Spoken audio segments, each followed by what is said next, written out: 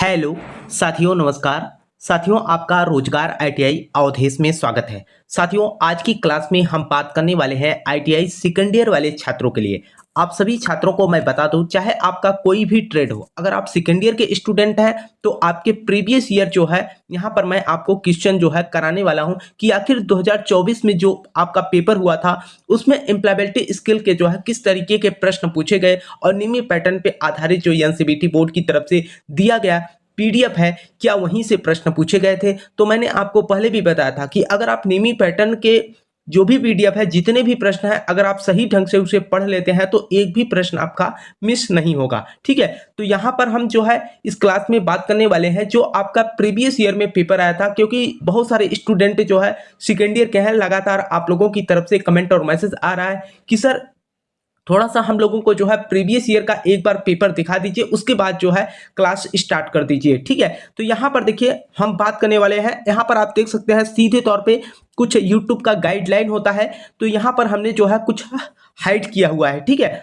तो यहाँ पर आप देख सकते हैं 25 अगस्त 2024 में इनकी जो है परीक्षा कंप्लीट कराई गई है। तो आइए सबसे पहले एम्प्लॉयबिलिटी स्किल का हम पेपर देख लेते हैं। और एक बात का विशेष रूप से आप लोगों को ध्यान रखना है, चाहे आपका कोई भी ट्रेड हो, ठीक है, अगर आप सेकेंड ईयर के स्टूडेंट हैं तो एम्प्लॉयबिलिटी स्किल जो होता है ये सभी के लिए कॉमन होता है। ठीक है, तो आइए बात करते हैं। देखिए यहाँ पर हम एम्प्लॉयबिलिटी स्किल के प्रश्नों को बात करते हैं, उसके बाद हम ट्रेड वाले को भी बात कर लेंगे कि आपके प्रीवियस ईयर का जो है क्या पेपर था। ठीक है, लेकिन उससे पहले यहाँ पर आप देख सकते हैं एम्प्लॉयबिलिटी स्किल में जो है आपके 25 ही प्रश्न पूछे जाएंगे, जैसा कि आपके फर्स्ट ईयर में पूछा गया था। तो आइए क्लास को स्टार्ट करते हैं। और क्लास को स्टार्ट करने से पहले आप लोगों से एक छोटा सा निवेदन रहेगा कि आप लोग जो है अपने मित्र के साथ भी क्लास को शेयर कर देना, ताकि वे भी क्लास से जुड़कर जो है अपनी पढ़ाई कर सके। तो यहाँ पर देखिए पहला प्रश्न आपका क्या कर रखा है कि आईटी से संबंधित कार्य के लिए मूलभूत आवश्यकता क्या है। मूलभूत आवश्यकता क्या है, तो यहाँ पर देखिए अगर हम बात करें तो यहाँ पर देख सकते हैं ब्राउजिंग भी दिया है, आईटी कंपनी भी दिया है, इंटरनेट भी दिया है, लेकिन कंप्यूटर होना ये जो है आपका आईटी से संबंधित कार्य के मूलभूत आवश्यकता के श्रेणी में जो है माना जाता है। तो आंसर आपका यहाँ पर ए बन जाएगा, कंप्यूटर। ठीक, अब हम अगले प्रश्न की बात करते हैं। तो देखिए अगर हम एम्प्लॉयबिलिटी स्किल की बात करें मेरे भाई, तो आपकी परीक्षा में जो प्रश्न पूछे जाते हैं बहुत ही इजी होते हैं, लेकिन जब आप जो है कुछ प्रश्नों को करके जाएंगे तब जो है आपकी समझ में आएगा कि हाँ किस तरीके के जो है प्रश्न एम्प्लॉयबिलिटी स्किल में सेकेंड ईयर में पूछे जाते हैं। तो यहाँ पर देखिए अगला प्रश्न आपका कर रखा है, निम्नलिखित में से कौन सा गिग इकोनॉमिक का सबसे अच्छा वर्णन करता है। तो यहाँ पर देखिए पहला कर रखा है कि एक ऐसा सिस्टम जहां कर्मचारी एक ही नियोक्ता के लिए पूर्णकालिक काम करते हैं। कहने का मतलब है कि एक ही कर्मचारी एक ही सिस्टम में जो है पूर्ण रूप से, कहने का मतलब जब तक वह काम करे वहीं पर काम करे। ठीक है, अगला कर रखा है एक ऐसा सिस्टम जहां श्रमिकों को एक निश्चित मासिक वेतन दिया जाता हो। कहने का मतलब यह है कि कहीं पर अगर आप काम कर रहे हैं तो वहां पर आपको एक निश्चित वेतन दिया जा रहा हो, तो यह जो है इसके अंतर्गत आएगा। अगला कर रखा है कि एक ऐसा सिस्टम जहां कर्मचारी पार्ट टाइम या टेम्पोररी नौकरी लेते हैं। कहने का मतलब यह है कि अगर आप कहीं पर जो है जॉब कर रहे हैं, ठीक है, और पार्ट टाइम में कुछ ना कुछ कर रहे हैं, तो इस कंडीशन को हम जो है यहाँ पर गिग इकोनॉमिक का सबसे अच्छा वर्णन मानेंगे। तो आंसर आपका यहाँ पर सी हो जाएगा। ठीक, अगले प्रश्न में हम बात करते हैं। देखिए आपका अगला प्रश्न क्या कर रखा है, कर रखा है कि नौकरी पाने के लिए सबसे जरूरी स्किल कौन सी है। नौकरी पाने के लिए सबसे जरूरी स्किल कौन सी है। तो यहाँ पर अगर हम बात करें तो आपको भी पता है जब कभी भी आप कहीं पर भी जॉब के लिए जाते हैं तो वहाँ पर सबसे पहले तो आपका इंटरव्यू होता है। ठीक है, तो यहाँ पर जो है अगर हम बात करें तो इंटरव्यू स्किल में आपको जो है ठीक ठाक से वहाँ पर परफॉर्मेंस करना होता है। तो यहाँ पर अगर हम आंसर की बात करें तो आपका इंटरव्यू स्किल हो जाएगा। ठीक, अगले प्रश्न पे अगर हम बात करें तो देखिए आपका अगला प्रश्न क्या कर रखा है। अगला प्रश्न कर रखा है कि जब कोई निर्माता डिजाइनिंग थिंकिंग का उपयोग करके एक बेहतर स्कूल बैग बनाने की कोशिश कर रहा है, तब विद्यार्थी को एक बैग की आवश्यकता समझाने के बाद नेक्स्ट स्टेप क्या होगा। कहने का मतलब कोई भी है, अगर वहां पर उन्होंने नए तरीके से सोच समझ के एक बैग का निर्माण कर रहे हैं, तो वहां पर करके की कोशिश कर रहा है, तब विद्यार्थी को एक बैग की आवश्यकता समझाने के बाद नेक्स्ट स्टेप क्या होगा। विभिन्न बैग डिजाइनों की प्लान, कहने का मतलब सभी अलग अलग जो आपके बैग्स हैं उनके बारे में कुछ बताना होगा और इसका क्या कंडीशन और इसमें क्या क्वालिटी है उसके बारे में जो है आपको एक्सप्लेन करना होगा। तो यहाँ पर आंसर की बात करें तो विभिन्न बैग डिजाइनों की प्लान बताना, आंसर आपका ए बन जाएगा।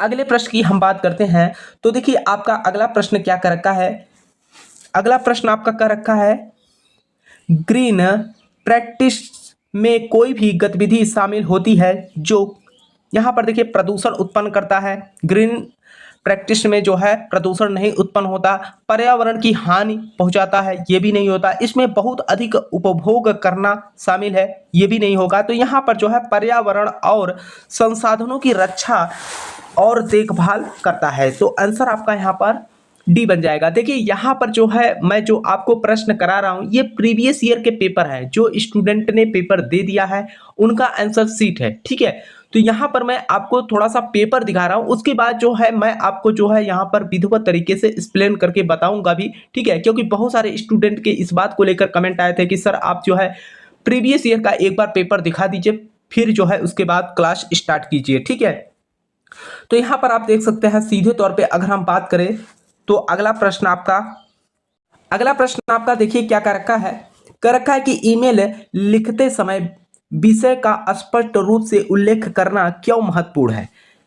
ईमेल लिखते समय विषय यानी कि सब्जेक्ट का स्पष्ट रूप से उल्लेख करना क्यों महत्वपूर्ण है, क्योंकि देखिए यहाँ पर कंपनी को यह बताने के लिए कि ईमेल किसके बारे में है, ठीक है। विषय यही होता है कि आप जो भी ईमेल किसी को कर रहे हैं यह किसके विषय में है, तो वहाँ पर जो है सजेशन मिल जाता है कि हाँ इस विषय पे जो है यह जीमेल आया हुआ है, तो उससे क्या होता है कि आसानी हो जाती है। तो आंसर तो आपका यहाँ पर यही बन जाएगा, कंपनी को यह बताने के लिए कि ईमेल जो है किस बारे में है, ठीक।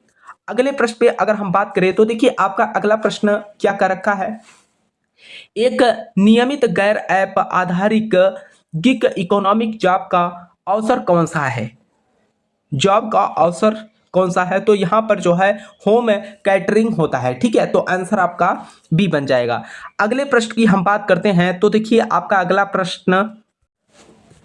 प्रश्न कह रखा है कि नौकरी के लिए इंटरव्यू के दौरान यदि आप किसी प्रश्न को सुन या समझ नहीं पाते हैं तो आप क्या कहेंगे। कहने का मतलब है कहीं पर भी अगर आप इंटरव्यू देने जाते हैं, अगर आपसे प्रश्न पूछा जाता है, अगर मान के चलिए वह प्रश्न आपको सही से नहीं सुनाई दिया तो उस कंडीशन में आप क्या बोलेंगे। तो यहाँ पर देखिए क्षमा करें मुझे समझ नहीं आया, क्या आप कृपया प्रश्न दोबारा कर सकते हैं या दोबारा दोहरा सकते हैं, ठीक है। तो आंसर तो आपका यहाँ पर ए ही बन जाएगा, ठीक। अगले प्रश्न की हम बात करते हैं तो देखिए आपका अगला प्रश्न क्या कर रखा है, अगला प्रश्न आपका कर रखा है कि डिजाइनिंग थिंकिंग किस प्रकार समस्याओं को हल करने में मदद करती है। यहाँ पर जो है यह समझ कर कि लोगों को क्या चाहिए और समाधानों में सुधार करना, ठीक है। कहने का मतलब है कि यह समझ कर कि लोगों को आवश्यकताएं क्या है और उनका समाधानों में इसमें सुरक्षाएं क्या है, ठीक है। तो आंसर आपका यहाँ पर बी बन जाएगा। अगले प्रश्न की अगर हम बात करें तो देखिए अगला प्रश्न आपका कह रखा है कि निम्नलिखित में से कौन सा संसाधन नहीं है। संसाधन की बात किया है यहाँ पर ग्राहक, डेटाबेस, कच्चा माल, लाभ कमाना, व्यापार में हानि, ये जो है आपका संसाधन नहीं है। आंसर आपका डी बनेगा। अगले प्रश्न पे अगर हम बात करें तो देखिए आपका अगला प्रश्न क्या कर रखा है, निम्नलिखित में से कौन सा व्यवहार टीम प्लेयर की विशेषता नहीं है। टीम प्लेयर की विशेषता नहीं है, देखिए दूसरों की सहायता करने की इच्छा रखनी चाहिए, दूसरों की सहायता करने की इच्छा रखनी चाहिए। ध्यान दीजिएगा यहाँ पर निगेटिव वर्ड पूछ रखा है, विभिन्न दृष्टिकोण का आदर करना चाहिए, जी हाँ, साथियों के विचारों को सुनना चाहिए, दूसरे के कार्य को अपने ऊपर श्रेय लेना, ये जो है सरासर गलत है। आंसर आपका यहाँ पर डी बन जाएगा। अगले प्रश्न की अगर हम बात करें तो अगला प्रश्न आपका कह रखा है कि एलेक्सा, गूगल, सीरी की कैटेगरी में आते हैं, किसके कैटेगरी में आते हैं, तो वॉइस रिकग्निशन डिवाइस के अंतर्गत आते हैं। आंसर आपका सी बनेगा। देखिए आपका अगला प्रश्न क्या कर रखा है, कह रखा है कि मानसिक और शारीरिक गतिविधियों के बीच संतुलन बनाए रखने में कौन सा हमारी मदद करेगा, कौन सा हमारी मदद करेगा। रनिंग मदद करेगा, वॉकिंग मदद करेगा, हॉबी, जो आपकी आदतें होती हैं यही जो है आपकी शारीरिक गतिविधियों के बीच संतुलन बनाए रखता है, ठीक है। आंसर आपका सी बन जाएगा, ठीक। अगले प्रश्न की अगर हम बात करें तो देखिए आपका अगला प्रश्न कह रखा है कि प्रभावी ढंग से नेटवर्क बनाने का एक महत्वपूर्ण नियम है। कौन सा नियम है? यह संपर्कों के साथ संपर्क में रहे। ठीक है, अपने संपर्कों के साथ संपर्क में रहे तभी तो यह प्रभावी ढंग से नेटवर्क काम करेगा। आंसर यहाँ पर डी बनेगा। अगले प्रश्न की अगर हम बात करें तो अगला प्रश्न देखिए क्या कर रखा है कि ईमेल द्वारा कम्युनिकेशन प्राप्त करने के लिए अनिवार्य रूप से क्या आवश्यक है? क्या आवश्यक होता है एक ईमेल का जो है मैसेज जो है एक स्थान से दूसरे स्थान तक भेजने के लिए? आप सभी को पता है और सभी लोग जो है हमारे हिसाब से ईमेल चलाते ही हो। ईमेल अकाउंट की सख्त जरूरत होती है। आंसर आपका ए बनेगा। अगले प्रश्न की अगर हम बात करें तो देखिए अगला प्रश्न आपका कर रखा है कि निम्नलिखित में से कौन सी गुड वर्क हैबिट है? गुड वर्क हैबिट है तो यहाँ पर देखिए कुछ गलत होने पर हार नहीं मानना चाहिए। ठीक है, कहने का मतलब यह है कि जैसे कोई भी काम आप कर रहे हैं, एक बार में नहीं हुआ तो उसको प्रयास करना चाहिए। ऐसा नहीं कि एक बार नहीं हुआ तो उसे आप ड्रॉप कर दीजिए। ठीक, तो यहाँ पर आंसर आपका ए बन जाएगा। कुछ गलत होने पर हार नहीं मानना चाहिए। अगला क्वेश्चन क्या कर रखा है? अगला क्वेश्चन आपका कर रखा है कि कंप्यूटर के भौतिक भाग को कहा जाता है। कंप्यूटर के भौतिक भाग को क्या कहा जाता है? आपको ये जो है बहुत ही इंपॉर्टेंट प्रश्न है मेरे भाई। मैं आपको बता दूं ये जो है फर्स्ट ईयर और सेकंड ईयर दोनों में जो है प्रश्न बहुत बार पूछा गया है। तो यह जो है आपका हार्डवेयर जो होता है यह कंप्यूटर का भौतिक यानी कि फिजिकल पार्ट होता है। आंसर आपका यहाँ पर बी बन जाएगा। अगर हम अगले प्रश्न की बात करें तो देखिए अगला प्रश्न आपका कर रखा है कि एक ब्यूटी पार्लर स्टाफ के माध्यम से पर्यावरण अनुकूलन गतिविधियों का पालन करता है। प्लास्टिक कप के उपयोग से? जी नहीं, गैर प्लास्टिक सामग्री का उपयोग करें और पर्यावरण के अनुकूल तरीके से कचरे के निपटान। ठीक है, कहने का मतलब यहाँ पर गैर प्लास्टिक का अगर आप इस्तेमाल करेंगे तो वहां पर जो है थोड़ा सा पर्यावरण को जो है आप दूषित नहीं कर पाएंगे। ठीक, तो आंसर आपका यहाँ पर बी बन जाएगा। अगले प्रश्न की अगर हम बात करें तो देखिए अगला प्रश्न आपका कह रखा है स्वरोजगार का उदाहरण कौन सा है? स्वरोजगार का उदाहरण कौन सा है? तो हम चारों ऑप्शन को पढ़ लेते हैं। एक टैक्सी कंपनी के लिए ड्राइविंग अगर आप कर रहे हैं तो ये जो है आपका स्वरोजगार के अंतर्गत नहीं आएगा। एक विद्यालय में एक छात्र अगर है तो उस कंडीशन में भी यहाँ पर स्वरोजगार नहीं है। एक कंपनी में पूरे समय काम करना यह भी स्वरोजगार के अंतर्गत नहीं आता। व्यक्तिगत शिक्षक के रूप में विषयों या कौशलों को पढ़ाना यह जो है आपका स्वरोजगार है। ठीक है, आंसर आपका यहाँ पर डी बन जाएगा। अगले प्रश्न की हम बात करते हैं तो अगला प्रश्न आपका क्या है?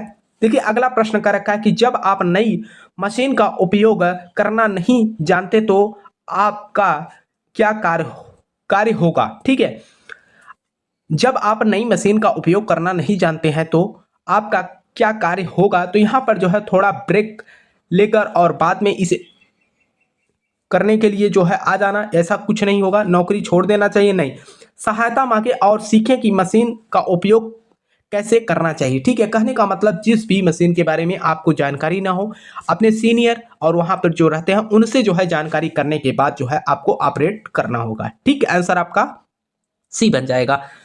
अगले प्रश्न पे अगर हम बात करें तो देखिए आपका अगला प्रश्न कह रखा है कि निम्नलिखित में से कौन सा नौकरी साक्षात्कार में औपचारिक परिचय देता है? तो यहाँ पर जो है सुप्रभात और अवसर देने के लिए धन्यवाद। ठीक है, तो आंसर आपका यहाँ पर ए बन जाएगा।